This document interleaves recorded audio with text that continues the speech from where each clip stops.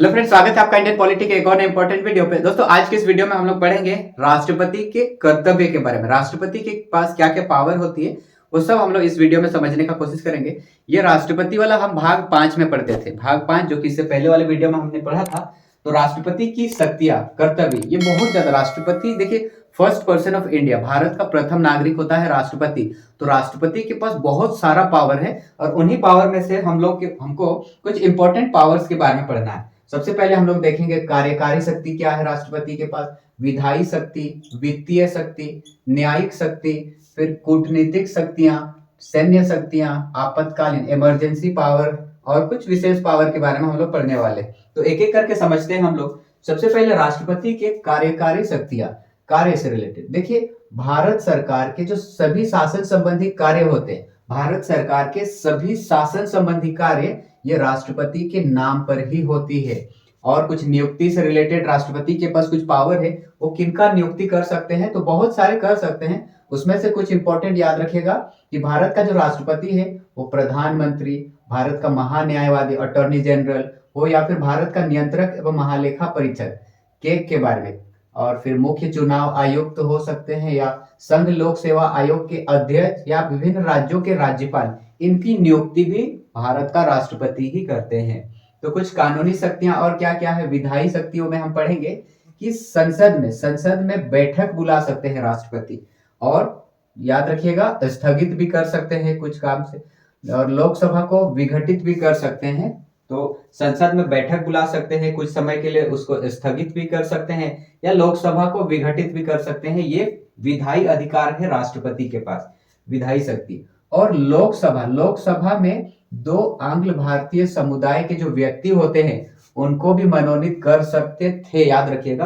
अभी मनोनीत नहीं करते, लोकसभा वाला में मनोनीत नहीं करते हैं, अभी सिर्फ निर्वाचित होते हैं। तो मनोनीत वाला इसको हटा दिया गया। लेकिन राज्यसभा के जो सदस्य होते हैं उनके कुछ सदस्यों को मनोनीत करने का अधिकार राष्ट्रपति के पास है। पहले लोकसभा के सदस्यों, कुछ दो सदस्यों को भी मनोनीत करने का अधिकार था, लेकिन अब नहीं है। वित्तीय शक्ति में याद रखिएगा, फाइनेंशियल पावर में ये धन विधेयक राष्ट्रपति के पूर्व अनुमति से ही संसद में प्रस्तुत किया जाता है। तो राष्ट्रपति से अनुमति लेना पड़ता था, तभी जाके धन विधेयक को संसद में प्रस्तुत किया जाता था। राष्ट्रपति ये वार्षिक वित्तीय विवरण यानी केंद्रीय बजट, ये बजट संसद के समक्ष रखता है। तो याद रखिएगा, राष्ट्रपति जो है वो वार्षिक वित्तीय विवरण यानी केंद्रीय बजट को संसद के समक्ष रखते हैं। न्यायिक अधिकार में याद रखिएगा, न्यायिक शक्तियां में हम पढ़ेंगे कि न्यायालय में जो सुप्रीम कोर्ट के मुख्य न्यायाधीश होते हैं, सुप्रीम कोर्ट के जो चीफ जस्टिस होते हैं, या हाई कोर्ट के जो विभिन्न न्यायाधीश होते हैं, हाई कोर्ट के न्यायाधीश, इनकी नियुक्ति भी भारत के राष्ट्रपति ही करते हैं। और एक इंपॉर्टेंट याद रखिएगा, आर्टिकल 72 के अनुसार कि राष्ट्रपति ये वह किसी अपराध के लिए, राष्ट्रपति किसी अपराध के लिए दोष सिद्ध किसी व्यक्ति के लिए दंडदेश को निलंबित कर सकते हैं, माफ कर सकते हैं, या परिवर्तित कर सकते हैं, या दंड में क्षमा कर सकते हैं, प्राणदंड स्थगित कर सकते हैं, या राहत और माफी प्रदान कर सकते हैं। तो यूं तो समझे, अगर किसी भी व्यक्ति को कोई भी अगर उसको सजा है, तो आर्टिकल 72 के अनुसार राष्ट्रपति उसकी जो सजा है, किसी व्यक्ति की जो सजा है उसको माफ कर सकते हैं, या बढ़ा सकते हैं, घटा सकते हैं। ये पावर है राष्ट्रपति के पास। तो आर्टिकल 72 के अनुसार हम लोग पढ़ेंगे न्यायिक शक्तियां, ये वाला याद रखिएगा। कूटनीतिक शक्ति में याद रखिएगा कि राष्ट्रपति ये अंतरराष्ट्रीय संधिया और फिर जो समझौते हैं वो राष्ट्रपति के नाम पर ही होते हैं। विभिन्न देशों के साथ जो शांति समझौते होते हैं वो राष्ट्रपति जो समझौते करते हैं वो राष्ट्रपति के नाम पर ही होता है। हालांकि संसद की अनुमति भी अनिवार्य होती है। तो किसी भी देश के साथ जो समझौते करते हैं वो राष्ट्रपति के नाम पर ही होते हैं, और ये संसद की अनुमति भी अनिवार्य होती है। सैन्य शक्तियों में याद रखिएगा, हम लोग पढ़ेंगे कि राष्ट्रपति जो है वो सर्वोच्च सेनापति होते हैं सैन्य बलों के। राष्ट्रपति सैन्य बलों के सर्वोच्च सेनापति होते हैं। वो थल सेना, जल सेना और वायु सेना के जो प्रमुख होते हैं इनकी नियुक्ति भी करते हैं। तो राष्ट्रपति थल सेना, जल सेना और वायु सेना के प्रमुखों को भी नियुक्त करते हैं। वह युद्ध या इसकी समाप्ति की घोषणा भी करते हैं। देखिए, किसी के साथ युद्ध करना है तो भी जो है राष्ट्रपति घोषणा करते हैं, अगर युद्ध को समाप्त करना है तो भी राष्ट्रपति घोषणा करते हैं। लेकिन याद रखिएगा, मोस्ट इंपॉर्टेंट है कि संसद की अनुमति होनी चाहिए, इसमें अपना मनमर्जी कार्य नहीं कर सकते। देखिए, राष्ट्रपति भले ही हमारे देश के फर्स्ट पर्सन है, प्रथम नागरिक है, लेकिन वो अपना जो भी काम करते हैं वो सिर्फ खुद नहीं कर रहे हैं। अगर वो कोई कार्य कर रहे हैं, इसका मतलब भारत काम कर रहा है, पूरा देश को रिप्रेजेंट करते हैं वो। तो संसद की अनुमति से ही जो है किसी के साथ युद्ध करना है या समाप्त करना है, इसकी घोषणा राष्ट्रपति करते हैं। कुछ आपातकालीन शक्तियां भी है राष्ट्रपति को, इमरजेंसी पावर है।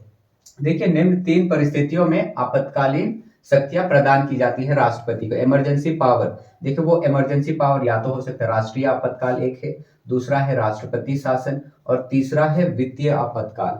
राष्ट्रीय आपातकाल मतलब नेशनल इमरजेंसी, राष्ट्रपति शासन मतलब प्रेसिडेंट रूल, और वित्तीय आपातकाल मतलब फाइनेंशियल इमरजेंसी। तो 3 प्रकार का आपातकाल हमारे भारतीय संविधान के आर्टिकल 352 में नेशनल इमरजेंसी, राष्ट्रीय आपातकाल, इसकी जिक्र है। राष्ट्रपति शासन आर्टिकल 356 में हम लोग पढ़ेंगे, और जो फाइनेंशियल इमरजेंसी है, वित्तीय आपातकाल, ये आर्टिकल 360। ये तीनों बहुत ज्यादा इंपॉर्टेंट है। तो इमरजेंसी, राष्ट्रीय आपातकाल, देखिए राष्ट्रीय आपातकाल ये 2 तरीके से हो सकता है, या तो हमारे देश के आंतरिक मामले में या तो बाह्य मामले में। अगर कोई युद्ध वगैरह हो रहा है, बाह्य आक्रमण हो रहा है, तब नेशनल इमरजेंसी लग सकता है, नेशनल इमरजेंसी, राष्ट्रीय आपातकाल लग सकता है। और 3 प्रकार, अभी तक 3 मतलब राष्ट्रीय आपातकाल लग चुके हैं।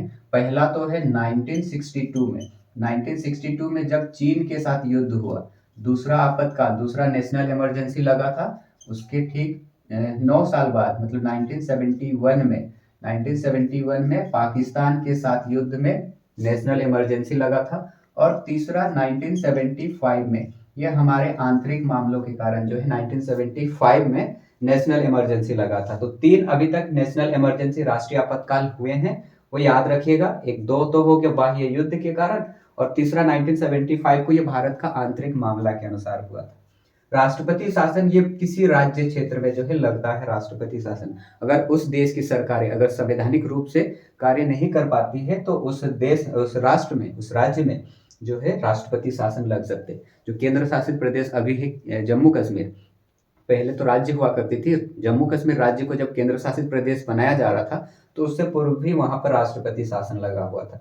तो 356 आर्टिकल के अनुसार राष्ट्रपति शासन किसी भी राज्य में हम लोग लगाते हैं, ये राष्ट्रपति के पास पावर है, इमरजेंसी पावर है। एक तीसरा है फाइनेंशियल इमरजेंसी, वित्तीय आपातकाल। अगर फाइनेंशियली रूप से अगर किसी भी, या हमारे देश में अगर उस प्रकार से अगर स्थिति खराब हो जाती फाइनेंशियली, तो वैसे सिचुएशन में आर्टिकल 360 के अनुसार राष्ट्रपति उस देश में या उस क्षेत्र में वित्तीय आपातकाल की जो है घोषणा कर सकते हैं। और अभी तक वैसे हमारे देश में वित्तीय आपातकाल की अभी तक कोई हुआ नहीं। हालांकि 1991 में ऐसा चांसेज आया हुआ था, स्थिति बहुत खराब थी, लेकिन उस टाइम भी वित्तीय आपातकाल जो है नहीं लगा था। तो राष्ट्रपति के पास जो 3 आपातकालीन शक्तियां हैं, याद रखिएगा, राष्ट्रपति, राष्ट्रीय आपातकाल, राष्ट्रपति शासन और वित्तीय आपातकाल, आर्टिकल्स के अनुसार जो है इनको याद कर लीजिएगा। इसके बाद हम लोग एक अंतिम में पढ़ेंगे, राष्ट्रपति के पास कुछ विशेष शक्तियां भी प्राप्त है। जैसे कि राष्ट्रपति का जब कार्यकाल चल रहा है, तो उस टाइमिंग में आप राष्ट्रपति को गिरफ्तार नहीं कर सकते, वैसे टाइम में आप उसको गिरफ्तार नहीं कर सकते। कुछ विशेष शक्तियां प्राप्त है राष्ट्रपति को।